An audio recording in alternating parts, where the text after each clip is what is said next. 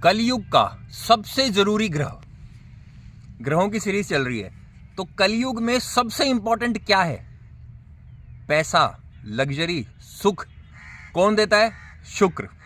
जो सीरीज चल रही है ना, हर ग्रह कुछ कहता है, उसमें हर ग्रह आपसे कुछ ना कुछ मांगता है, जैसे कि जो कि कलयुग में पॉसिबल नहीं है या हम करना नहीं चाहते। जैसे कि बृहस्पति बोलते हैं सच बोलो, सारे काम अच्छे करो, धर्म में ध्यान लगाओ, हर काम धर्म संगत करो। हम कर पाते हैं क्या? नहीं कर पाते। मंगल बोलते हैं अपना ध्यान रखो, फिटनेस अच्छी रखो, डिसिप्लिन बढ़िया रखो। कर पाते हैं? करना किसको है? हम तो आलसी लोग, सर्दी में सुबह उठते नहीं हैं। या शनि बोलते हैं अपने से नीचे वाले से, मजदूर से कभी गुस्सा मत करो, हमेशा उसका ध्यान रखो, हमेशा उससे प्यार से बात करो, उसको कुछ ना कुछ एक्स्ट्रा दो। मजदूर हमारा काम ही नहीं करके देते, बिना गाली खाए उनको समझ में नहीं आता, तो करें क्या? हर ग्रह जो हमसे मांगता है, केतु बोलते हैं दान करो, दान करो, दान करो, दूसरों को खाना खिलाओ, भूखों को खिलाओ। इतने भूखे मिलते हैं हमारे देश में, अपने घर बार बिक जाएंगे, उनको खाना नहीं खत्म होगा। पॉसिबल नहीं हो पाता एक्सट्रीम में जाके कुछ भी करना। हर ग्रह कुछ ना कुछ ऐसा ही कहता है। शुक्र क्या कहते हैं? अब देखिए, शुक्र जो है ना, वो है सुख, समृद्धि, खाना, पैसा। इतना इंपॉर्टेंट क्यों बता रहा हूं?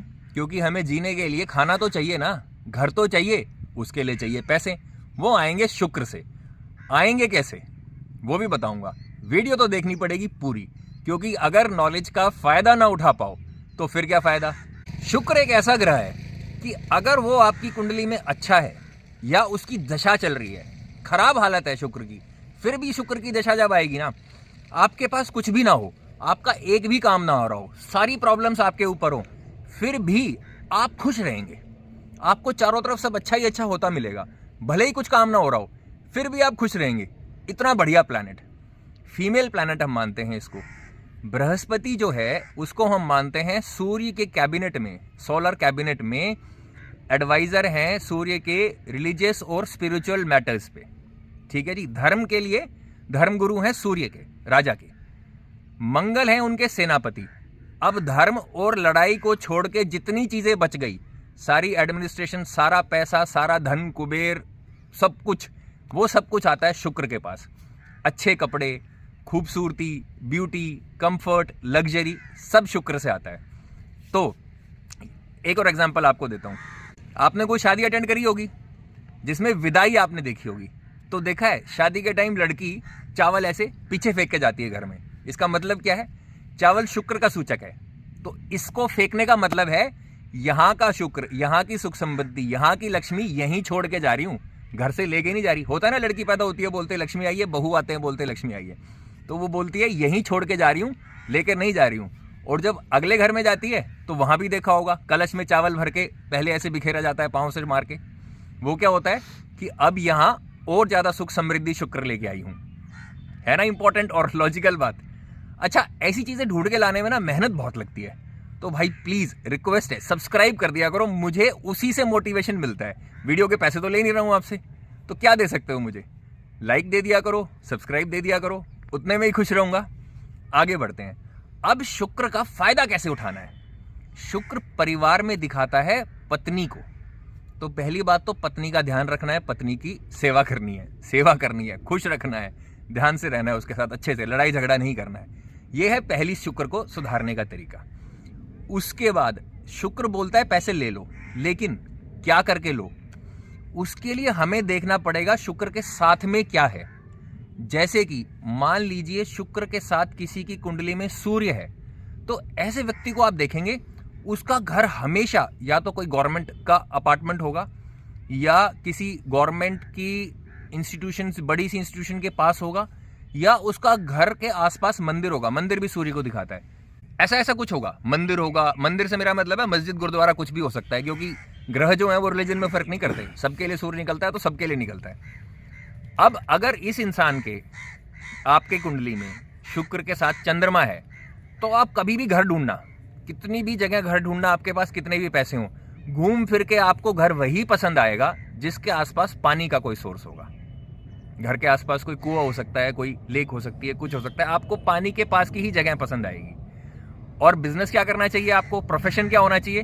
वही मून से रिलेटेड। जैसे कि पानी का कोई काम हो, डैम्स हो, या दूध से रिलेटेड हो, या इमोशन से रिलेटेड हो, आर्टिफिशियल इंटेलिजेंस से रिलेटेड हो, ऐसा कुछ आपको बहुत फ्रूटफुल रहेगा। अगर साथ में आ जाए बृहस्पति तो फिर अब आपको शुक्र पैसा तब देंगे जब आप बृहस्पति के हिसाब से काम करेंगे, यानी कि लॉजिकल बात, सही बात, धर्म संगत बात, तब आपको शुक्र पैसा देंगे। गुरु की सेवा, इस तरह की चीजें। अगर आ जाए मंगल तो शुक्र और मंगल ना थोड़ा खतरनाक कॉम्बिनेशन है, क्योंकि ये असुर गुरु हैं और मंगल तो मंगल है, सेनापति हैं। तो क्या करना है? तो मंगल को ठीक करना पड़ेगा। मंगल को ठीक करने वाला व्यक्ति जिसके शुक्र और मंगल एक साथ हो, अगर वो लैंड में इन्वेस्ट करना शुरू करे, जमीन में मंगल को खुश करना शुरू करे, तो शुक्र इतना पैसा देंगे कि जमीन बढ़ती ही चली जाएगी। यहीं अगर साथ में आ जाए बुध तो क्या करना है? तो फिर इंटेलिजेंस, पढ़ाई से रिलेटेड काम करना है, logic, reasoning, analytics, IT, chartered accountancy, ऐसा कुछ बहुत फायदा मिलेगा। राहु केतु, अब देखिए राहु केतु हर जगह परेशान करते हैं, लेकिन शुक्र के साथ जब आते हैं तो कमाल की बात, शुक्र असुर गुरु है, इनका गुरु है राहु केतु का, कुछ नहीं बिगाड़ते।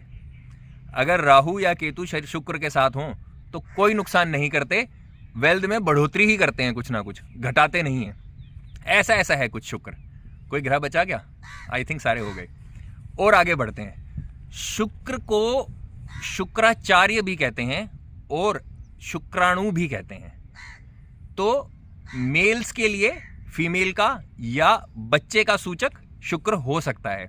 एक बीज स्फुता करके कैलकुलेशन होती है, जब हमको चाइल्ड बर्थ देखना होता है कब होगा या प्रॉब्लम आ रही है तो क्या होगा, तो मेल्स के लिए शुक्र से ही देखा जाता है बीज स्फुता का कैलकुलेशन। शुक्र को बीज का कारक भी मानते हैं। शुक्राचार्य की एक और बात बताता हूं। इनका नाम पहले शुक्राचार्य नहीं था, पहले कुछ और था, पता नहीं क्या था, भूल गया मैं। तो इन्होंने क्या किया था ना, 4000 साल तक तपस्या की थी शिव जी की, 4000 साल तक। और 4000 साल तपस्या के बाद भी इनको फल नहीं मिला।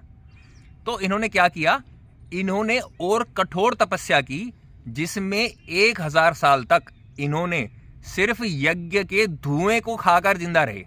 1000 साल तक सारे देवता पहुंचे शिव जी के पास कि बचा लो महाराज, ये क्या आ गया। शिव जी ने उन्हें खा लिया, शुक्राचार्य को शिव जी ने खा लिया।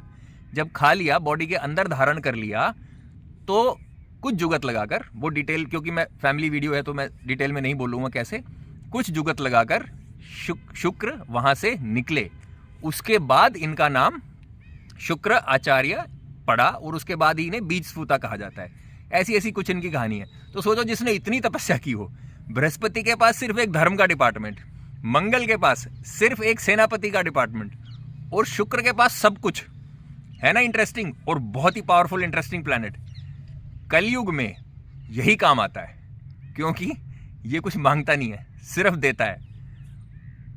सुधारने का तरीका मैंने बता ही दिया, पत्नी से बना के रखना है, चावल का इस्तेमाल करना है। अगर शुक्र कमजोर है तो सफेद रंग की चीजें खानी है, मलाई, मक्खन, घी, दूध, ये कंज्यूम करना है। अगर खराब है तो इन चीजों का दान करना है। और भी अच्छा, किसी कुत्ते को दूध पिला दो तो और भी बढ़िया, केतु भी सुधर जाएगा, शुक्र भी सुधर जाएगा। ऐसा कुछ है। लेकिन भाई इसमें ना मेहनत बहुत लगती है ऐसे वीडियोस बनाने में। एकदम पैसे की वीडियो बना के लाया हूं, एकदम काम की, सबसे ज्यादा कंसल्टेशन आने वाली इस टॉपिक पे मेरे पास। लाइक और सब्सक्राइब कर दीजिएगा। नमस्कार।